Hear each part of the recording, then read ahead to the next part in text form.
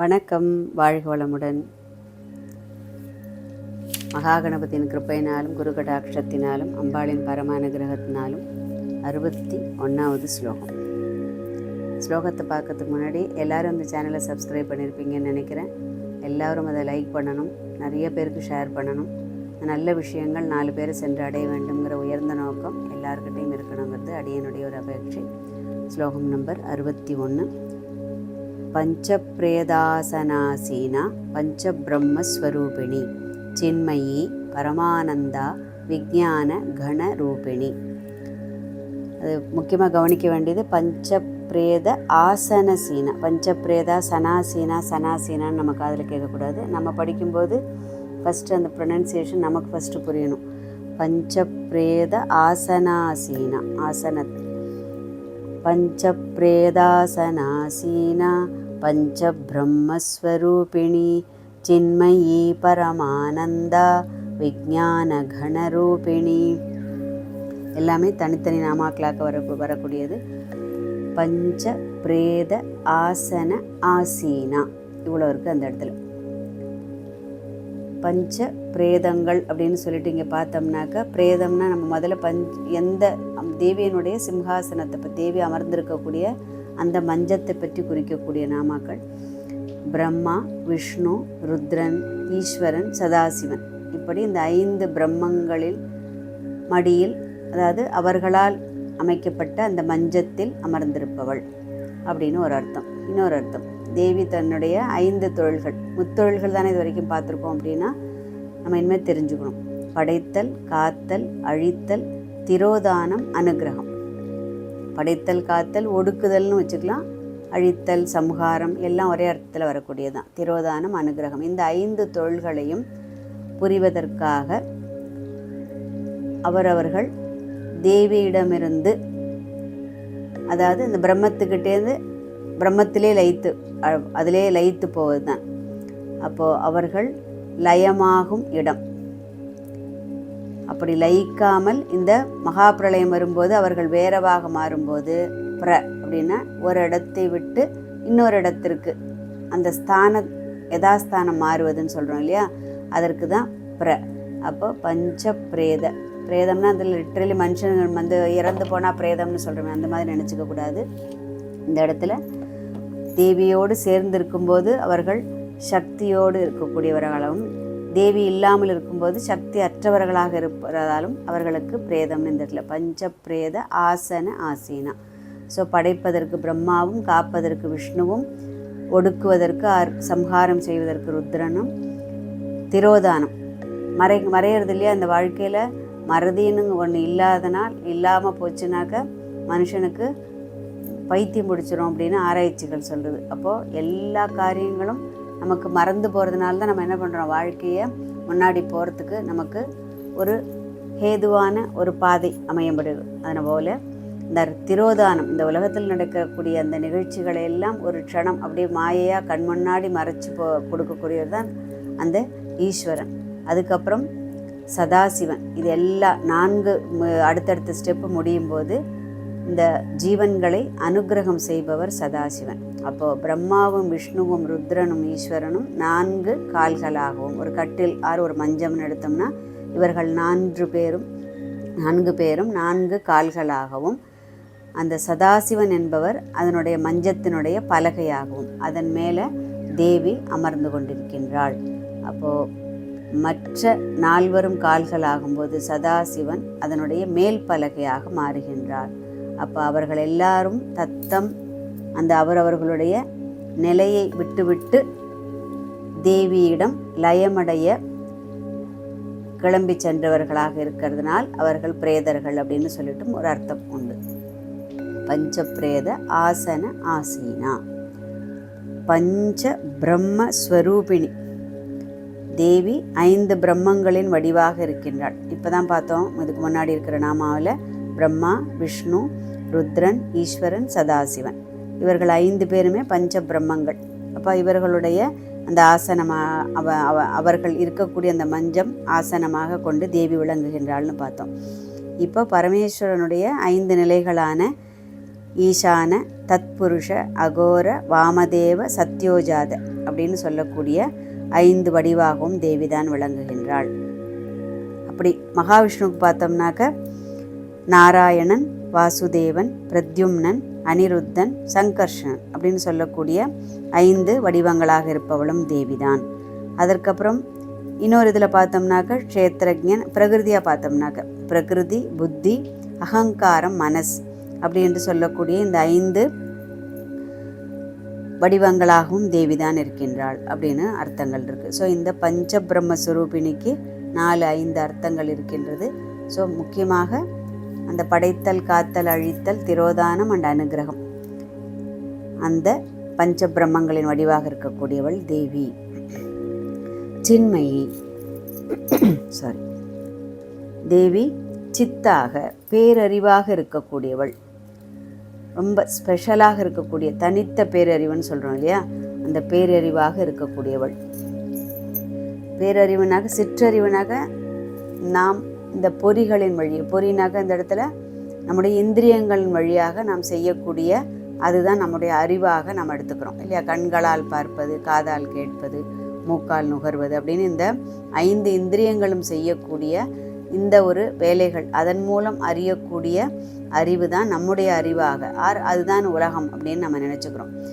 ஒரு சின்ன ஒரு உதாரணத்தோடு சொல்லணும் அப்படின்னு சொன்னாக்க, ஒரு ஒரு கொடையை பார்க்குறோம் நம்ம, ஒரு அம்ப்ரெல்லா கொடையை பார்க்கும்போது அது கொடை அப்படிங்கிற அந்த ஒரு அறிவு மாத்திரம் நமக்குள்ளே போச்சுன்னா அதுதான் பேரறிவு. ஆனால் நாம் உடனே என்ன நினைக்கிறோம், இந்த கொடை கருப்பு கலராக இருக்குது, அதுவே அது ஒரு கலர்ஃபுல்லாக ஒரு பிரிண்டடாக இருந்ததுன்னா என்ன சொல்கிறோம், ஓ மல்டி கலரில் இந்த கொடை இருக்குது, கொடை சின்னதாக இருக்குது, கொடையில் கம்பி போயிருக்கு, கொடை பிரித்து வச்சுருக்கு அப்படின்னு அந்த கொடையை பற்றி இருக்கக்கூடிய மற்ற விஷயங்களும் நம்முடைய அந்த கண்கள் என்கின்ற அந்த பொறிகள் வாயிலாக, அப்படின்னா நம்முடைய இந்த இந்திரியங்கள் கொண்டு தரக்கூடிய விஷயங்கள் ப்ளஸ் மனம், இதுதான் நம்முடைய விண்டோ, இந்த உலகத்தை பார்ப்பதற்கு ஒரு ஜன்னல்னு வச்சுக்கலாம்.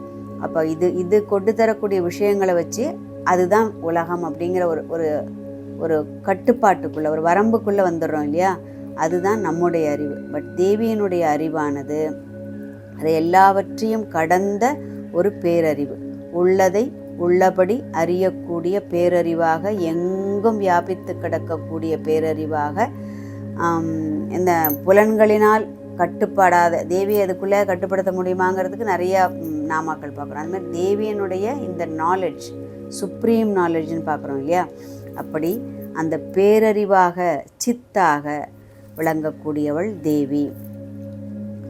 ஸோ நம்முடைய மனதாலும் நம்முடைய இந்திரியங்களினாலும் அது கொண்டு தரக்கூடிய அந்த பொறிகளினால் கொண்டு தரக்கூடிய விஷயங்களினாலும், தன்மாத்திரைகள்னு பார்க்குறோம் இல்லையா, அதன் மூலம் கொண்டு தரக்கூடிய அந்த அறிவானது சிற்றறிவு. ஏன்னா அதை நம்ம ஃபில்டர் பண்ணுறோம், இது எனக்கு பிடிக்கும், இது பிடிக்காது, இந்த கலர் எனக்கு பிடிக்கும், அந்த கலர் பிடிக்காது, சின்னதாக இருந்தால் எனக்கு பிடிக்கும், பெருசாக இருந்தால் பிடிக்காது, அது பிரிச்சிருந்தா பிடிக்கும், இது நனைஞ்சிருந்தா, அப்படி அந்த நம்முடைய விருப்பு வெறுப்புகளை அந்த பொருள் மேலே வைத்து அந்த நாள் வாங்கப்படக்கூடிய அந்த உள்வாங்கக்கூடிய அறிவு சிற்றறிவு.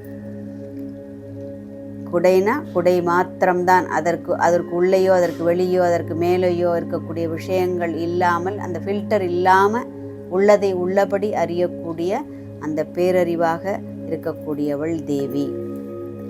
இப்போது ஃபார் எக்ஸாம்பிள் ஒரு ரூமில் வெளிச்சம் இருக்குது, கொஞ்சம் குழப்புற மாதிரி இருக்கும், பட் நல்ல நம்ம இந்த விஷயத்தை அலசி ஆராய்ந்து பார்த்தோம்னா இதில் இருக்கக்கூடிய சத்தியம் ரகசியம் நமக்கு புரிபடும். ஒரு ரூமில் லைட் இருக்குது, லைட் இருக்கும்போது அங்கே இருக்கக்கூடிய பொருள்கள் அந்த வெளிச்சத்தினால தெரியறது அப்படின்னு சொல்லிட்டு நாம் நினைக்கக்கூடியது சிற்றறிவு. அதுவே அந்த வெளிச்சத்தை வெளிச்சமாக பார்ப்பது, நம்ம அந்த பொருள் இருக்கிறதுனால இந்த ரூமில் வெளிச்சம் இருக்குது அப்படின்னு நினைக்கிறதும், இந்த ரூமில் வெளிச்சம் இருக்குது அப்படின்னு நினைக்கிறதுக்கும் வித்தியாசம் இருக்குது இல்லையா. அதுபோல் இந்த உள்ளதை உள்ளபடி அறியக்கூடிய பேரறிவாக இருக்கக்கூடியவள் தேவி. பரமானந்தா, உயர்ந்த ஆனந்த ஸ்வரூபமாக இருக்கக்கூடியவள், மிகச்சிறந்த ஆனந்த ரூபமாக இருக்கக்கூடியவள். அது என்ன மிகச்சிறந்த ஆனந்தம் அப்படின்னா, நிறைவால் ஏற்படக்கூடிய ஆனந்தம், அகண்டமான, அப்படின்னா அதில் துளி கூட துக்கம் கலக்காத ஒரு ஆனந்தம், அப்படின்னா பூரணமாக இருக்கக்கூடியது தான் ஆனந்தம், நிறைவு தான் ஆனந்தம். நம்மக்கிட்ட ஏன் இந்த ஆனந்தம் இல்லை அப்படின்னு ரகசியம் பார்த்தோம்னா, நம்மக்கிட்ட குறைவா அப்படின்னா துக்கத்தோடு கலந்த அந்த சந்தோஷம் மாத்திரம்தான் நமக்கெல்லாம் இருக்கக்கூடியது. ஏன்னா எதையுமே பூரணமாக நமக்கு பார்க்க தெரியாது. ஒரு வேலை பண்ணுறதுக்குள்ளே இதுலேருந்து அடுத்தது என்ன பண்ணலாம், ஆனால் மைண்டு இந்த வேலையை பூர்த்தி பண்ணுறதுக்குள்ளேயே அந்த மனசு என்ன பண்ணும், அடுத்த வேலைக்கு தாவிடும். இப்போ எதையுமே ஒரு சுகத்தை அனுபவிக்கிறோம், அதை அனுபவிக்கிறதுக்குள்ளேயே நமக்கு ஒரு டவுட் வரும். ஐயோ இது எவ்வளோ நாள் இது இருக்கும், இப்படியே இருப்போமா, இல்லை இது மாறிடுமா, ஐயோ இது முடிஞ்சு போச்சுன்னா நமக்கு கஷ்டமாயிடுமே அப்படின்னு அது முடியறதுக்குள்ளாகவே நம்ம என்ன பண்ணிடுறோம், அடுத்த விஷயத்தை பற்றி ஆரம்பிக்கிறோம். அப்போ எதையுமே பூரணமாக அனுபவிக்க தெரியாததால் நமக்கு என்ன கிடைக்க மாட்டேங்கிறது, ஆனந்தம்ங்கிற பேச்சே கிடையாது. நமக்கு கிடைக்கிறதெல்லாம் இல்லையே நான் ஹாப்பியாக தானே இருக்கேன். அந்த ஹாப்பிக்கு மீனிங் என்ன, சந்தோஷம். சந்தோஷங்கிறது துக்கத்தோடு இருக்கக்கூடிய ஆனந்தம். அந்த குறைவு தான் துக்கம், நிறைவு தான் ஆனந்தம். நம்ம எதுலேயுமே என்ன பண்ணுவோம், பூத கண்ணாடி வச்சு அதில் இருக்கக்கூடிய குறைகளை தான் என்றைக்கும் தூக்கி வைத்து பார்க்கின்றோம் இல்லையா. எல்லாத்துலேயுமே அதில் இருக்கக்கூடிய பாசிட்டிவ் அந்த என்ன ஆங்கிளோ அதை நம்ம பார்க்க ஆரம்பிச்சிட்டோம்னா வாழ்க்கையில் என்ன பண்ணோம், எல்லாமே ஆனந்தம் தான், எல்லாமே நிறைவே தரக்கூடியது தான். எது நம்மக்கிட்ட இல்லையோ பிறர் கூட நம்மை ஒப்பிட்டு பார்ப்பது, கம்பேரிசன் சொல்கிறோம் இல்லையா. அப்போது ஃபார் எக்ஸாம்பிள் ஒரு சின்ன இதுவே எடுத்துக்கலாம். நமக்கு பகவான் நம்முடைய கர்ம வாசனைக்கேற்ப நிறைவாக வாழ்வதற்கு எல்லா சௌக்கியங்களையும் பகவான் கொடுத்து கொண்டே இருக்கின்றான். ஏன்னா ஒரு குழந்தை அம்மாவுடைய கருவில் உண்டாகும் போதே அந்த காருண்யமாக இருக்கக்கூடிய அந்த என்ன சொல்லுவோம் கருணை கடல் அந்த அம்மாவோட ஸ்தன்யத்தில் பாலை நிறச்சி வைக்கிறது இல்லையா. இதை விட காருண்யத்துக்கு வர ஒரு பெஸ்ட் எக்ஸாம்பிள் பார்க்கவே முடியாது. அந்த குழந்தை வெளியில் வந்து அந்த குழந்தை இதை தவிர வேறு எதுவும் சாப்பிட முடியாது. அப்போ அந்த குழந்தை வர்றதுக்கு முன்னாடியே அதற்கு உண்டான அந்த ஆகாரத்தை ரெடியாக்கி, அப்போ இந்த பிரபஞ்சத்தில் ஒவ்வொரு ஜீவனுக்கும் அதற்கு உண்டான எல்லா சௌக்கியங்களையும் முதல்ல ரெடி பண்ணிட்டு தான் அந்த ஜீவனையே தேவி சிருஷ்டி பண்ணுறாள். அப்படிங்கும்போது நமக்கு நடக்கக்கூடிய நிகழ்வுகளும் எல்லாமே ஏதோ ஒரு காரணத்திற்காக. அப்போ அதில் இருக்கக்கூடிய நல்லதை மாத்திரம் எடை போட்டு தூக்கி வைத்து பார்த்தோம் என்றால் நமக்கு எது கிடைக்கும், பூரணமான அந்த ஆனந்தம் கிடைக்கும். அது கிடைக்காததற்கு காரணம் நாம் அதில் இருக்கக்கூடிய குறைகளை என்ன பண்ணுறோம், தூக்கி வச்சு பார்க்குறோம். எந்த ஒரு நிகழ்வுலையும் முதல்ல அதில் இருக்கக்கூடிய மைனஸ் அதில் இருக்கக்கூடிய நெகட்டிவ் பார்ட் அதை முதல்ல தூக்கி வச்சு பார்க்கறதுனால நம்முடைய சந்தோஷங்கள் எல்லாம் ரொம்ப டெம்பரவரியாக இருக்கக்கூடிய அந்த சந்தோஷத்தை தான் நாம் அனுபவிக்கின்றோம். அதுதான் நம்முடைய துக்கத்திற்கு காரணமாக அமையக்கூடியது. ஸோ தேவியனுடைய ஆனந்தமானது பரமானந்தா, பரமமே ஆனந்தமாக பரமமான ஆனந்தத்தை உடையவள். அதுதான் அவளுக்கு நிறைவான அந்த பூரணமான பூர்ணமத பூர்ணமிதன்னு ஒரு ஸ்லோகமே இருக்கும் இல்லையா. எல்லாமே பூரணம், அவகிட்ட எதுவுமே பின்னமானதுங்கிறது எதுவும் கிடையாது. குறை என்று சொல்லக்கூடியது எதுவுமே கிடையாது இல்லையா. குறை ஒன்றுமில்லை மறைமூர்த்தி கண்ணான்னு பாட்டு கேட்குறோம் இல்லையா, எம்எஸ் அம்மாவோடது. அதுபோல் எதிலும் நிறைவை பார்க்க தொடங்கிவிட்டோம் என்றால் நம்முடையதும் ஆனந்தமாக மாறும். அதுவும் கொஞ்சம் கொஞ்சமாக அதை வளர்த்து கொள்ளும்போது அதுவே பரம ஆனந்தமாக மாறும். விஞ்ஞான கணரூபிணி, விசேஷமான ஞானம் விஞ்ஞானம். பிரஜானம்னா பேரறிவு, விஞ்ஞானம்னா விசேஷமாக இருக்கக்கூடிய ஞானம். இந்த விசேஷமாக இருக்கக்கூடிய ஞானத்தின் ஒரு சமஷ்டி ரூபமாக இருக்கக்கூடியவள் தேவி. ஆத்மஸ்வரூபமான ஜீவன் அவளுடைய, அதாவது தேவியனுடைய அந்த ஜீவர்களின் சமஷ்டி, அந்த வடிவு தான் விஞ்ஞானம். ஸோ ஜீவர்களுடைய சமஷ்டி வடிவமாக விழிப்பு, கனவு, தூக்கம் அப்படிங்கிற அந்த நிலைகளையும் ப்ளஸ் ஸ்தூலம், சூக்ஷ்மம், காரணம் அப்படிங்கிற அந்த சரீரங்களுடைய அதையும் ஒட்டி அமைந்தது தான் இந்த விஞ்ஞானம். அந்த விஞ்ஞான கண அதனுடைய கூட்டமான ஒரு ரூபமாக இருக்கக்கூடியவள். ஸோ ஜீவனாகவும் தேவிதான் இருக்கின்றாள், பரமமானதாகவும் தேவிதான் இருக்கின்றாள். அதுதான் விஞ்ஞான கணரூபிணி. அறிவோம் அவளின் 1000 நாமங்களை, பணிவோம் அவள் திரு பாதங்களே. வணக்கம். வாழ்க வளமுடன்.